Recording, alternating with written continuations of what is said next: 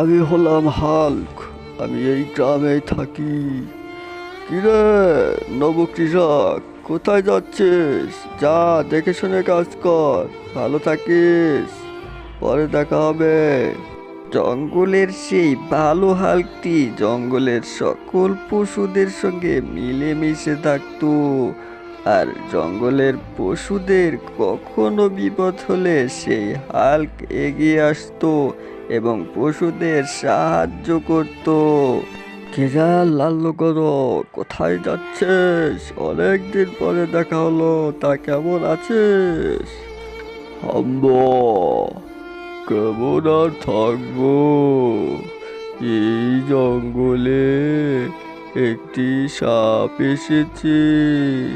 সেই সাপের নাম নাকি রাসেল ভাইপার। হাম্বা।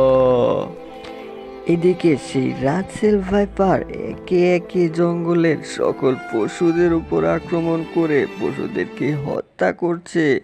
এই দিক দিয়ে জঙ্গলের সকল পশু মিটিং করে সেই রাসেল ভাইপারকে হত্যার চেষ্টা করছিল, কিন্তু কোনো কিছুতেই সেই রাসেল ভাইপারকে হত্যা করা যাচ্ছিল না।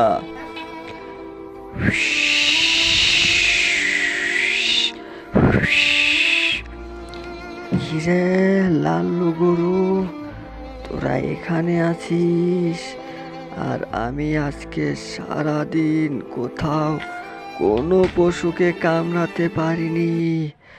আজকে তোকে কামড়িয়েই আমার কিলিং মিশন সাকসেস করব।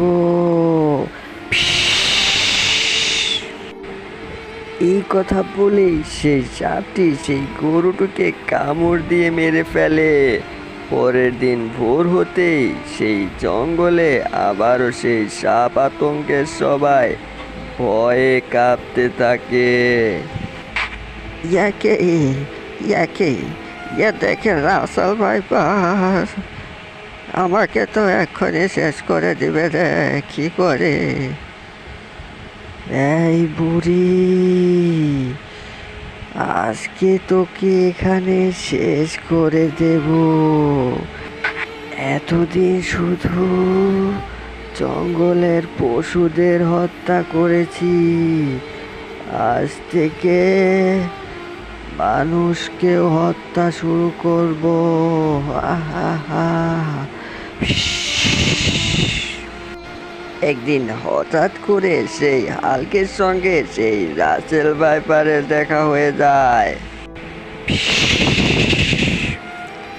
এই হাল্ক, আমার রাস্তা থেকে সরে যা, না হলে আমার কামড়ে তোকে এই দুনিয়া থেকে শেষ করে দেব। সাপটি হাল্ককে এই কথা বলার সঙ্গে সঙ্গে সেই হাল্ক রাগে সেই সাপকে তাড়া করতে থাকে।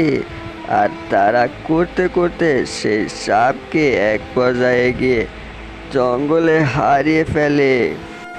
কিন্তু হাল্কের কাছ থেকে সেই সাপটি কোনোভাবেই রেহাই পায় না। সেই সাপটিকে হাল্ক মেরে জঙ্গলের রাস্তায় ফেলে রাখে এবং অন্যান্য সকল রাসেল ভাইপারদের হুঁশিয়ার করে দেয় যে তার মতো যদি কেউ জঙ্গলের পশুদের আক্রমণ করে তাহলে তাদের পরিণতিও এরকম হবে।